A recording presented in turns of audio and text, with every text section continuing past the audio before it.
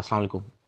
आज मैं आपसे सादुर्रहमान बन के बात करूंगा, ना कि डकी भाई। मैं नहीं चाहता कि कोई ये सोचे कि इस वीडियो का मकसद जो मेरे पे FIR हुई है उसकी कोई जस्टिफिकेशन है।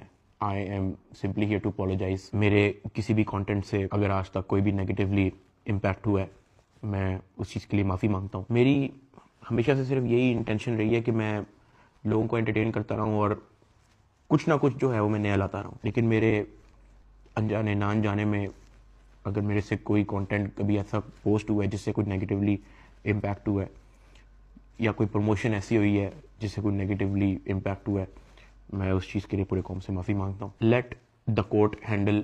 मैं लीगली इस मैटर को एंड तक देखूंगा। मैं कोर्ट्स के साथ पूरी तरह कोऑपरेट करने को रेडी हूँ और कर रहा हूँ।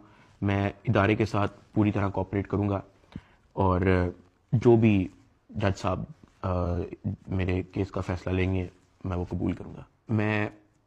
मेरा और मेरी फैमिली का जो 3.5 माह का एक्सपीरियंस है सिर्फ वो बताने आया हूँ। 16 अगस्त 2025 को जब मैं सो के उठता हूँ तो मैं बड़ा एक्साइटेड होता हूँ, क्योंकि हमने अपने दोस्त वगैरह मेहमान बुलाए होते हैं।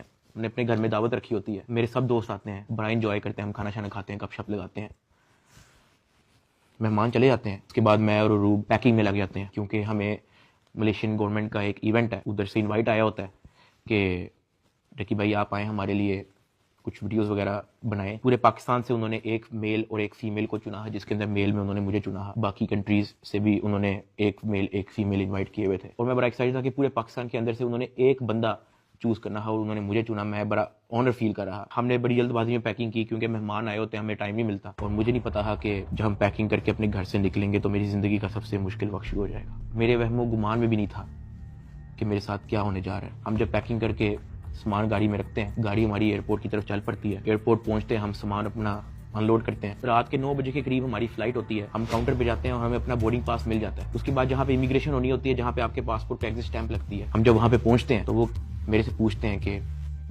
आप पे कोई FIR तो नहीं है। मैंने कहा नहीं। कहता आपका साइबर क्राइम में कोई इशू है क्या?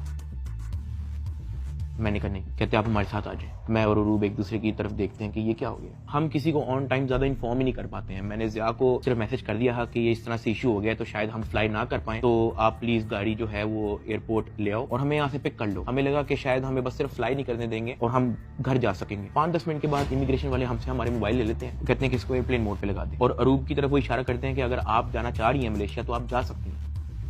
अरूब ने कहा नहीं, अगर साथ मेरे साथ जा रहा है तो मैं चले जाती हूँ, वरना मैं इधर ही ठीक हूँ।